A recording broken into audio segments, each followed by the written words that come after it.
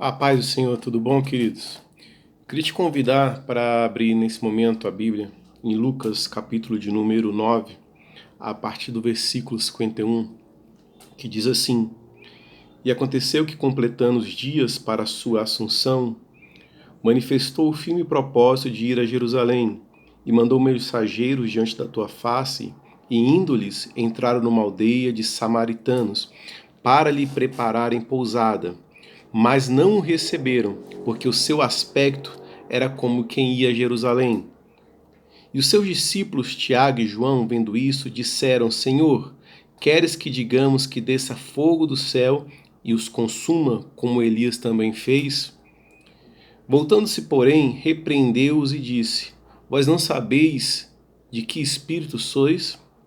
Porque o Filho do Homem não veio para destruir as almas dos homens, mas para salvá-las. E foram para outra aldeia. Esse texto ele fala de dois discípulos em específico, que é o Tiago e o João, e ele tem um personagem também, Jesus, e assim como o povo samaritano.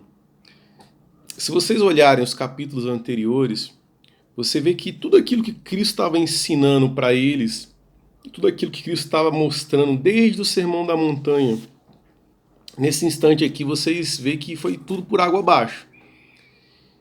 Eles iam para Jerusalém por um propósito, que era ir até a Jerusalém para poder chegar no templo, fazer as suas orações, fazer as suas entregas, como um bom judeu fazia naquela época. E eles estavam de passagem por uma cidade samaritana, uma aldeia, e a Bíblia diz que aqueles samaritanos não receberam os judeus, não receberam a Cristo, assim como os discípulos. E a primeira atitude dos discípulos, mais específico João e Tiago, foi perguntar para Cristo: olha, Cristo, você quer que nós oremos que assim como foi no tempo de Elias, desça fogo do céu e consuma, mate, destrua todo esse povo, destrua toda essa aldeia? Jesus ele não diz nem que sim, nem que não. Mas Jesus ele produz uma autorreflexão, perguntando para eles: de que espírito vós sois? Se nós não entendermos de que espírito nós somos, e aqui ele não está falando de Espírito Santo, mas ele está falando de uma atitude, ele está falando de uma disposição, ele está falando de um comportamento, da adoção de um comportamento. Quando Cristo pergunta de que espírito sois, Cristo está falando para ele: olha, o que vocês acham que eu vim fazer aqui? Quando Cristo pergunta para eles: que espírito sois? Ele quer que os discípulos reflitam e falem: olha, qual que é a finalidade? Qual é o seu propósito? Porque se nós não sabemos de que espírito nós somos, querido, nós temos grande percentual, grande, propensão a errarmos, não só para com Deus, mas para com o próximo. Às vezes nós ficamos chateados, magoados quando ministramos a palavra para alguém, aquele alguém não recebe, ou ficamos chateados porque queríamos que a pessoa nos recebesse de uma forma, mas nos recebe de outra, ou queríamos que os irmãos tivessem tal postura e tem outra postura, ou queríamos que o nosso filho, a nossa esposa, ou o nosso pai tivesse um posicionamento e tem outro. O posicionamento do discípulo naquele momento era trazer juízo, era trazer vingança, era trazer, destruição, era trazer condenação, era trazer morte. Todo ensinamento de Cristo, até esse momento, querido, era de vida, era de paz, era de salvação e não destruição. Como pessoas que andam tão perto de Deus conseguem tão rapidamente abrir os lábios para amaldiçoar? Como pessoas que dizem ser filhos de Deus, como pessoas que dizem ser próximas de Deus, abrir a boca para poder trazer juízo. Com certeza, você já escutou alguém ou já escutou alguma história dizendo bem assim: olha, aquela irmã, aquele irmão não sabe com quem está mexendo. Eu sou ungido de Deus. Eu sou a menina dos olhos de Deus. E vai ver o que aguarde por ele. Se Deus me ama, vai botar um leito na cama aquela pessoa. Que espírito vós sois? Você acha que realmente Cristo veio dos céus, se manifestou como carne, para poder trazer morte e condenação, querido? Se você tem esse pensamento, então tenho que dizer que você ainda não conhece a Cristo. Você conhece a teologia, você conhece talvez a letra da palavra, mas você não conhece o espírito da palavra. Você não conhece o que está por detrás dessa palavra, que é amor, vida e salvação. As pessoas vão nos magoar, as pessoas vão nos condenar, as pessoas vão nos maldizer, as pessoas não nos receberão, ou talvez as pessoas farão escárnio de nós. Mas nós temos que entender que espírito nós somos, do que nós somos feitos, o que está dentro da nossa vida, o que está dentro do nosso coração. Porque a Bíblia é bem clara ao dizer que o coração, querido, é a fonte de todas as coisas. E a boca simplesmente vai declarar que o coração tem. Se o coração está cheio de ódio, a boca vai falar ódio. Se o coração é cheio de mágoa, a boca vai falar de mágoa. Se o teu coração é cheio de rancor, tua boca vai falar de rancor. Naquele momento, o que estava no coração do discípulo era vingança. Naquele momento, o que estava no coração dos discípulos era simplesmente a destruição. Mas eu quero te dizer que você precisa descobrir de que espírito vós sois. E eu não estou falando do Espírito Santo, mas você olhar para dentro de você, enxergar e entender o que está dentro de você. Porque se você não enxergar o que está dentro de você, se você não souber o que está dentro de você, querido, como você vai reagir é preocupante diante das problemáticas da vida. Como você vai reagir diante das dificuldades é um problema. Por que tanta gente desvia? Por que tanta gente perde a fé? Por que tanta gente larga o evangelho? Por que tanta pessoa é religiosa? Por que tantas pessoas às vezes são hipócritas? Por que tantas pessoas às vezes esquecem de Deus e valorizam mais a bênção? Porque não sabem de que espírito são.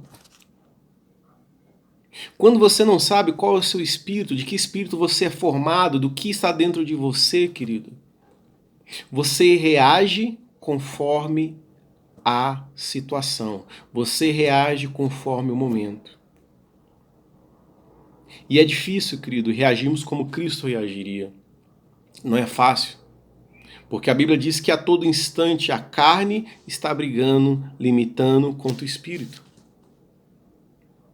E ter essa consciência do que está dentro de você, sejam as mazelas ou sejam as coisas boas, te amadurece como cristão, como ser humano e te amadurece como alguém que é da parte de Deus. Porque ao invés de você olhar e dizer aquele irmão é assim, assado, ou você julgar aquele irmão, você vai começar a olhar como os olhos de Cristo, com olhar de misericórdia, de perdão, de amor, de graça, sem julgar.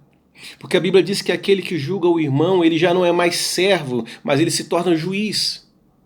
E a Bíblia diz que só existe um único juiz, e é Deus, que no dia do julgamento final irá julgar a todos. Se você julga teu irmão, você já não é mais o observador da lei, mas você se tornou o juiz dela. Por isso, meu alerta é que você descubra de que espírito você é. Sabe, querido, ao invés de gastar tempo difamando, declarando mazelas, ao invés de gastar tempo de olhando para a vida do teu irmão e apontando, você deveria gastar tempo olhando para dentro do teu coração e descobrindo de que espírito vós sois. Se você olhar o primeiro ensinamento de Cristo lá no Sermão da Montanha, você vai ver que é o básico do cristianismo, é o amor, é o básico do cristianismo, é a humildade, o básico do cristianismo é a mansidão, é o básico do cristianismo, querido, conseguir ter compaixão, é o básico. Isso não é o ápice do cristianismo, mas é o básico. Tanto que se nós formos lá para Mateus, se nós olharmos ali para Mateus, querido, capítulo de número 5, no Sermão da Montanha, do versículo 3 até o versículo 16, Ele diz, ó, bem-aventurados os pobres de espírito, porque deles é o reino de céus. Bem-aventurados os que choram, porque serão consolados. Bem-aventurados os mansos, porque darão a terra. Bem-aventurados os que têm fome e sede de justiça, porque serão fartos. Bem-aventurados os misericórdia, porque eles alcançarão misericórdia. Bem-aventurados os limpos de coração, porque eles verão a Deus. Bem-aventurados os pacificadores, porque eles são chamados filhos de Deus. Bem-aventurados que forem perseguidos por causa da justiça, porque dele é o reino de Deus. Bem-aventurados sois vós quando injuriarem, perseguirem, mentindo, disserem todo mal contra vós por minha causa. Exultai e alegrai, porque grande é o vosso galardão nos céus, porque assim como perseguiram os profetas que foram antes vós. Vós sois sal da terra, e se sal for insípido, com que se há de salgar? Para nada mais se preste, senão para lançar fora e ser pisado pelos homens. Vós sois a luz do mundo, não se pode esconder uma cidade edificada sobre um monte.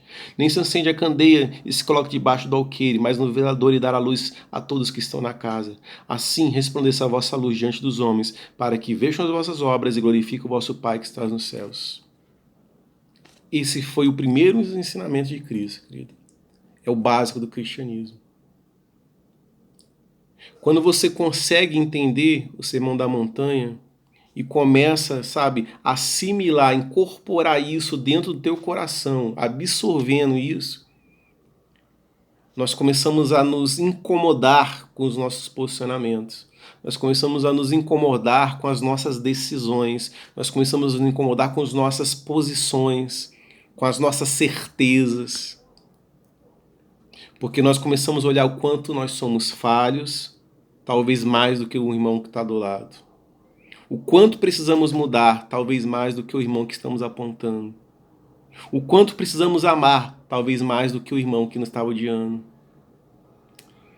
Então, querido, o cristianismo é entender e avaliar qual é o nosso espírito, do que nós somos formados, o que está dentro do nosso coração, o que está dentro da nossa alma, o que faz parte de nós. Que quando nós entendemos isso, ao invés de levantar as mãos para os céus e pedir que fogo desça para consumir, levantaremos as mãos para os céus e pediremos graça e misericórdia sobre nós e sobre aqueles que nos ofendem. Quando nós entendemos o que o cristianismo, querida, é amor, então nós começaremos a olhar com os olhos de compaixão e não de justiça, e não de vingança, e não de juízo, e não de condenação. Quando aprendemos a estender a mão, pararemos de apontar. Sabe, querido, você não é mais santo que teu irmão, e teu irmão não é mais santo que você. Porque a Bíblia diz, querido, que todos pecaram e destituídos da glória foram, queridos, estão. Só existe um santo, que chama-se Jesus Cristo. Todos nós estamos lutando contra o pecado, lutando para nos redimir, não pela nossa força, porque somente Cristo pode fazer isso. Mas lutamos para não sermos mais o mesmo, lutamos para querermos mudança, lutamos para ser diferentes, lutamos para sermos luz na cidade e não uma candeia debaixo de uma cama. Então, querido, se as pessoas não têm te recebido, ou se você tem sido ignorado pela sociedade, pelas pessoas, ou por irmãos, ou pela família, ao invés de pedir fogo do céu, peça graça e amor sobre elas e sobre a sua vida. Os dias são difíceis, querido. Dias de frieza, porque a Bíblia diz que nos últimos dias o amor de muitos esfriaria. Nós precisamos recuperar o amor para conosco, para com Deus e para com o próximo. Fica aí minha mensagem, que você possa pensar, refletir sobre ela e você possa analisar de que espírito vós sois. Deus te abençoe e tenha um dia, uma semana de paz e vitória. Em nome de Jesus.